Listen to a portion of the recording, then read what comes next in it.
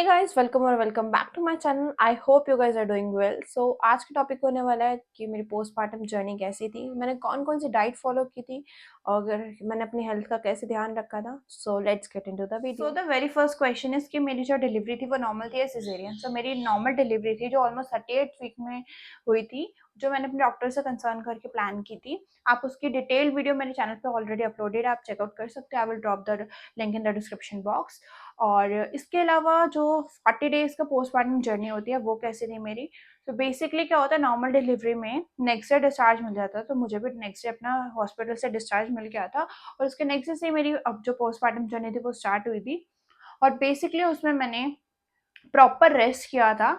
जो उसमें ऐसे मतलब हमारे जो बड़े बुजुर्ग हैं वो ये बोलते हैं कि उसमें बेसिकली रेस्ट करना बहुत इंपॉर्टेंट होता है, तो मैंने भी प्रॉपरली बेड रेस्ट किया था। कुछ भी ज़्यादा मैंने काम नहीं किया था। छोटा मोटा सा जो बेबी से रिलेटेड वर्क था वो मैं थोड़ा बहुत करती थी, उसके अलावा सब कुछ मेरी मम्मी ने हैंडल किया था, मेरी मदर इन लॉ ने। और उन्होंने मुझे बिल्कुल भी काम नहीं करने दिया था 40 डेज तो एटलीस्ट। और मैंने अच्छे से रेस्ट किया था, डाइट ली थी प्रॉपर, और इस तरह से मैंने अपनी बॉडी की जो रिकवरी थी वो की थी। सो नेक्स्ट क्वेश्चन आता है डाइट के बारे में। सो बेसिकली जो डाइट थी वो मैंने अपना होम कुक्ड फूड खाया था। ऐसा नहीं था कि मैं बिल्कुल लिक्विड डाइट पे थी, बिल्कुल भी नहीं था ऐसा।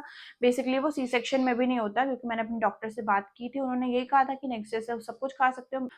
सो बेसिकली मुझे हॉस्पिटल में ही फूड दे दिया था उन्होंने, जैसे उसमें खिचड़ी थी और कुछ डिशेस स्वीट डिश में भी थे, कुछ ऐसे ऐसे मतलब लिक्विड नहीं था। अच्छे काफ़ी एक फुलफिलिंग मील टाइप थी, वो उन्होंने मुझे वहीं पे दी थी। उसके बाद उन्होंने कहा था कि नेक्स्ट डे से मेरे को जैसे नॉर्मल अपना जो खाना खाती हूँ मैं वो खा सकती थी। बेसिकली मुझे स्पाइसी फूड जो था वो अवॉइड करना था बस, उसके अलावा और कुछ भी प्रिकॉशंस के खाने को लेके नहीं थे। और बाकी मिल्क वगैरह ले सकते हो ईजिली आप। बट मुझे थोड़ी सी कॉम्प्लिकेशंस हो गई थी, जिसकी वजह से मुझे डॉक्टर ने थोड़े टाइम के लिए ऑलमोस्ट 1 वीक टू 10 डेज के लिए मिल्क अवॉइड करने के लिए बोला था। उसके बाद मैंने वो भी कंटिन्यू किया था अपना। इसके अलावा जो हमारे घरों में पंजीरी बनती है, जो पंजाबियों ने शायद पता होगा पंजीरी, और बाकियों का मुझे पता नहीं क्या बोलते हैं। वो बेसिकली वो तो बहुत इंपॉर्टेंट होती है, तो वो बनी थी, वो मैंने डेली लेती थी मैं। और साथ में मिल्क लिया था, और होम कुक्ड फूड था, ग्रीन वेजिटेबल्स, फ्रूट्स, ये सब मैंने प्रॉपर टाइम पे लिया था। और थोड़े टाइम के बाद मैंने कर्ड वगैरह भी लिया था, छाछ भी ली थी, सब कुछ प्रॉपर एक जैसे मील हम नॉर्मली लेते हैं वो मैंने स्टार्ट कर दिया था अपना थोड़े टाइम में खाना। घी वगैरह भी प्रॉपर लिया था।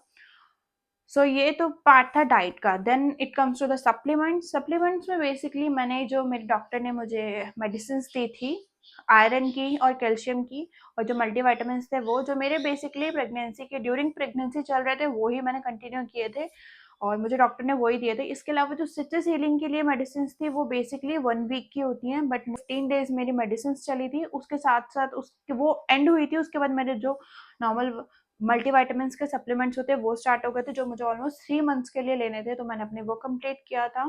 तो the next part is water. Basically हमारी इंडियन हाउस होल्ड्स में ये होता है कि अजवाइन, मेथी, जीरा, ये मतलब एक सब कुछ ऐड करके वाटर बॉईल करके वो देते हैं।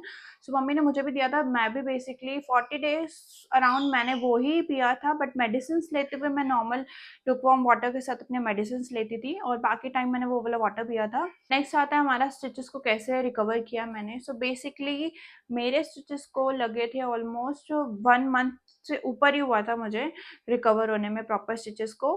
सो उसके लिए मैंने जो डॉक्टर ने एक क्रीम थी वो दी थी, ऑइंटमेंट होता है बेसिकली, वो दिया था, जो आफ्टर सिट्स बाद क्लीनिंग के बाद उसको अप्लाई करना होता था।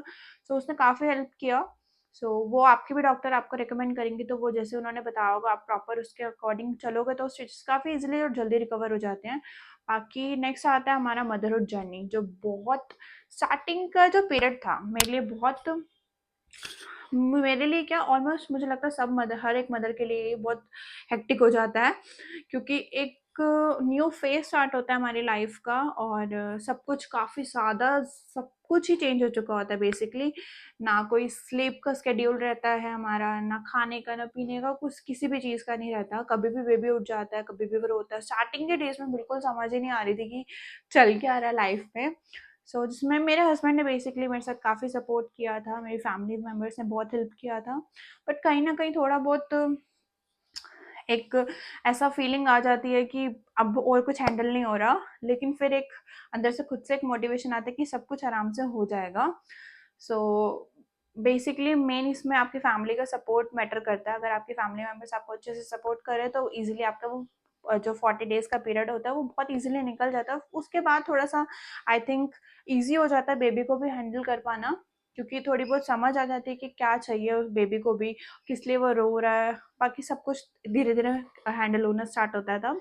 सो अब जो है अरे ऑलमोस्ट 9 मंथ्स का कंप्लीट होने वाला है। अब जाके अब तो मुझे ख़ैर इतनी ज़्यादा प्रॉब्लम नहीं होती है, बट अब उसने काफ़ी चीज़ें पहले जो ईज़ी लगती थी अब मुझे वो डिफ़िकल्ट लगने लग गए हैं शायद। लेकिन वो टाइम पीरियड जो 40 डेज़ का था आई थिंक वो तब ऐसे लगता था कि फटाफट से निकले, बट अब वो शायद कहीं न कहीं मुझे मैं मिस करती हूँ उसे कि हाँ, अच्छा टाइम था वो भी।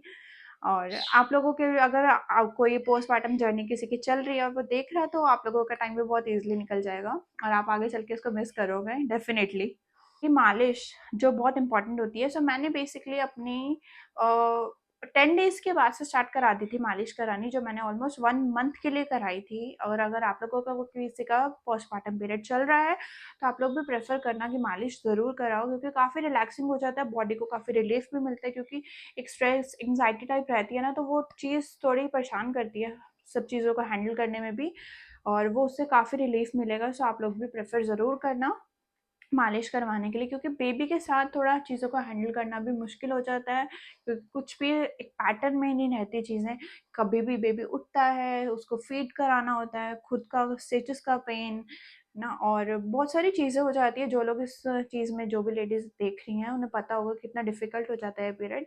बाकी इन सब में सिर्फ़ और सिर्फ़ आपकी फ़ैमिली का लव और सपोर्ट आपके लिए बहुत मैटर करता है। अगर आप लोगों की फ़ैमिली अच्छी है, आपको सपोर्ट कर रही है बहुत अच्छे से, तो ये पीरियड भी बहुत ईज़िली निकल जाता है।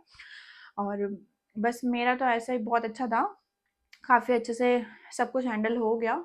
और अगर आप लोगों को कुछ और डाउट हो, कुछ पूछना हो, देन आप कमेंट करना, और अगर आपको वीडियो अच्छी लगे तो लाइक करना, चैनल को सब्सक्राइब करना मत भूलना।